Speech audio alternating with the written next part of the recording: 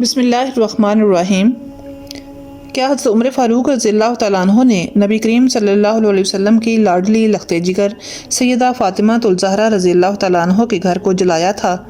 اور بعض تاریخی کتب میں جو لکھا گیا ہے کہ سیدنا عمر فاروق رضی اللہ تعالیٰ عنہ نے حضرت فاطمہ الزہرا رضی اللہ تعالیٰ عنہ پر دروازہ گرایا تھا جس سے ان کی شہادت واقع ہوئی؟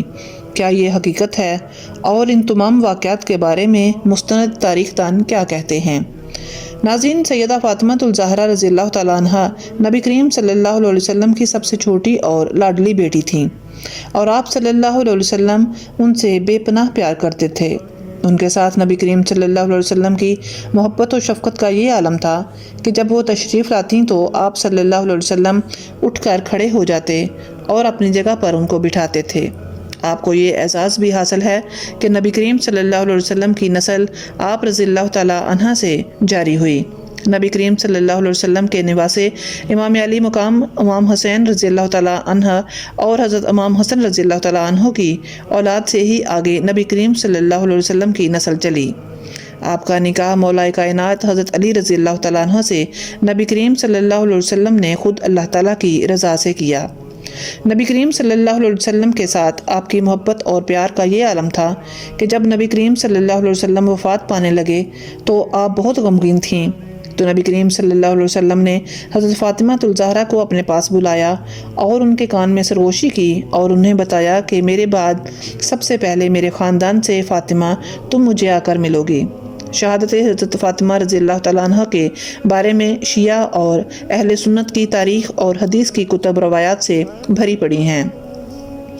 بعض جو حدیث اور تاریخ کی آگاہی نہیں رکھتے، انہوں نے اپنی لا علمی کی وجہ سے اس یقینی واقعے کے بارے میں تردید کا اظہار کیا ہے۔ اسی وجہ سے ہم اس عظیم مصیبت کو اہل سنت کی معتبر کتب سے بیان کرتے ہیں تاکہ حقیقت کو قبول نہ کرنے والوں پر تمام حجت اور حقیقت کو قبول کرنے والوں کے ہاتھ میں واضح دلائل آ سکیں۔ بعض شیعہ علماء نبی کریم صلی اللہ علیہ وسلم کے اس فرمان کو بنیاد بنا کر حضرت عمر فاروق رضی اللہ تعالیٰ عنہ کو الزام دیتے ہیں کہ جب نبی کریم صلی اللہ علیہ وسلم نے ارشاد فرمایا میری بیٹی فاطمہ میرے اہل بیت میں سے سب سے پہلے مجھ سے آ کر ملے گی اور وہ اس حالت میں میرے پاس آئے گی کہ وہ بہت غمگین، دکھی اور مظلومانہ طور پر شہید کی گئی ہوگی، اس حدیث کو بنیاد بنا کر وہ یہ ثابت کرنے کی کوشش کرتے ہیں کہ جب سیدہ فاطمہ الزہرا رضی اللہ تعالیٰ عنہ نے وفات پائی تو وہ ناراض تھیں یا وہ غمزدہ تھیں، حالانکہ وہ نبی کریم صلی اللہ علیہ وسلم کے وصال فرما جانے کی وجہ سے غمزدہ اور دکھی تھیں، نہ کہ حضرت عمر فاروق رضی اللہ تعالیٰ عنہ کی وجہ سے۔ جب رسول خدا کے بعد ابو بکر کی بیعت کی گئی تو مولا علی اور سیدنا زبیر اس بارے میں مشورہ کرنے کے لیے رسول خدا کی بیٹی حضرت فاطمہ الزہرا رضی اللہ تعالیٰ عنہ کے پاس آئے اور سیدنا ابو بکر صدیق سے بیعت کرنے کے بارے میں مشورہ طلب کیا۔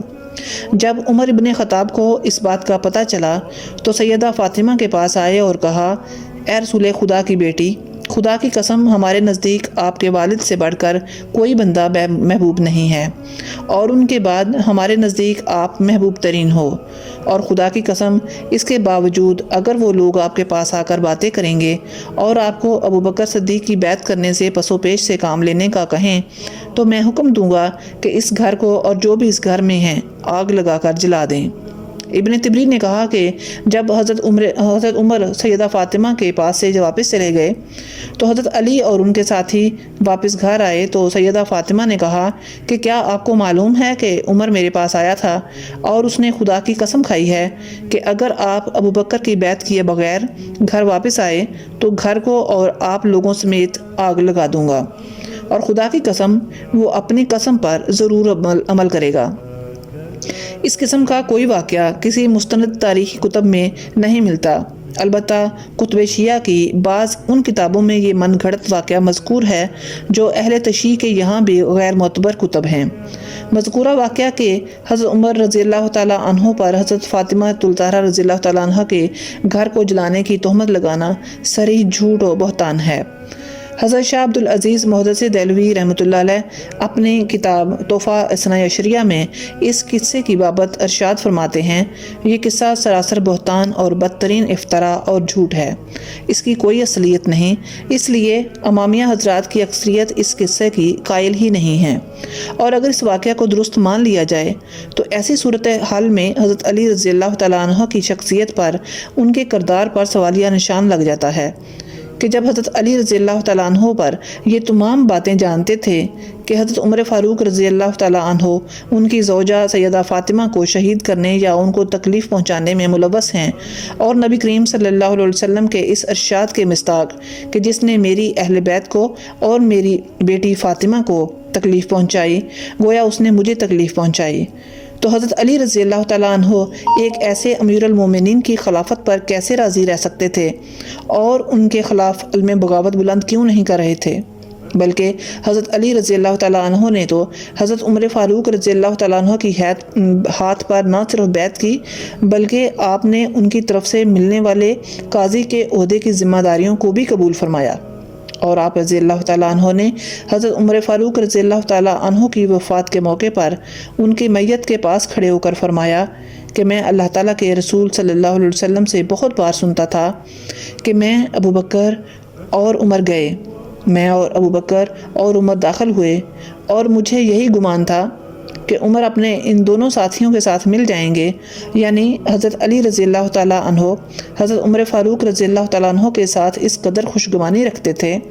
تو اگر عمر فاروق رضی اللہ تعالیٰ عنہ کی شخصیت پر سیدہ فاطمہ الزہرا کے قتل یا تکلیف پہنچانے کا داغ ہوتا تو حضرت علی رضی اللہ تعالیٰ عنہ کبھی بھی ان کی خلافت قبول نہ کرتے۔ البتہ جو روایات اس بارے میں نقل کی جاتی ہیں ان کو ایسے مصنفین نے ذکر کیا ہے جنہوں نے اپنی کتابوں میں رتب و یابس کو جمع کر دیا ہے، یعنی صحیح اور مضبوط روایات کو ذکر کرنے کا التزام نہیں کیا ہے، خود وہ روایات محدثین کے بیان کردہ صحت کے معیارات پر پورے نہیں اترتی، یعنی ان کی اسانید کے راوی متعون ہیں، نیز اکثر روایات میں سند کے آخری راوی اور اس واقعے کے درمیان انقطاع زمانی پایا جاتا ہے، یعنی خود یہ شخص اس واقعہ کے وقت موجود نہ تھا، اور جس سے سنا وہ کون ہے اور کس درجہ کا ہے یہ بھی معلوم نہیں ہے۔ حضرت محمد بن عبداللہ کی وفات کے کچھ ماہ بعد آپ کی وفات ہوئی۔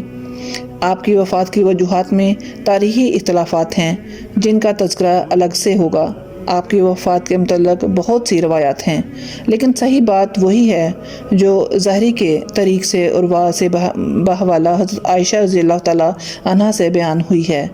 کہ حضرت فاطمہ رسول اللہ صلی اللہ علیہ وسلم کے بعد 6 ماہ تک زندہ رہیں۔ آپ کی وفات بروز منگل 3 رمضان المبارک 11 ہجری میں ہوئی۔ جب آپ کی وفات کا وقت آیا تو آپ نے اسماء بنت امیس زوجہ ابو بکر صدیق کو وصیت کی کہ وہ انہیں غسل دیں، پس انہوں نے اور حضرت علی رضی اللہ تعالیٰ عنہ اور سلمہ ام رافع نے آپ کو غسل دیا، اور بعض کا قول ہے کہ عباس بن عبد المطلب بھی اس میں شامل تھے۔ یہ جو روایات بیان کی جاتی ہیں کہ فاطمہ نے اپنی وفات سے قبل غسل کر لیا تھا اور وصیت کی کہ ان کو بعد میں غسل نہ دیا جائے، یہ روایت ضعیف ہے جس پر اعتماد نہیں کیا جا سکتا۔ بعض روایت کے مطابق آپ کی نماز جنازہ آپ کے خامد علی نے پڑھائی، اور بعض کا قول ہے کہ عباس بن عبد المطلب نے پڑھائی، اور بعض کا قول ہے کہ ابو بکر صدیق نے پڑھائی۔ اس وقت آپ کی عمر کیا تھی اس میں بھی اختلاف ہے، بعض کے نزدیک 27، بعض 28، بعض 29، بعض 30 اور بعض 35 سال عمر بتاتے ہیں، اور یہ مستند ہے، اور اس سے قبل کے اقوال اقرب ہیں۔ آپ جنت البقیع میں مدفون ہیں، جہاں پر ایک روضہ بھی بنا ہوا تھا جسے سعودی گورنمنٹ نے 8 شوال 1344 ہجری کو ڈھا دیا تھا۔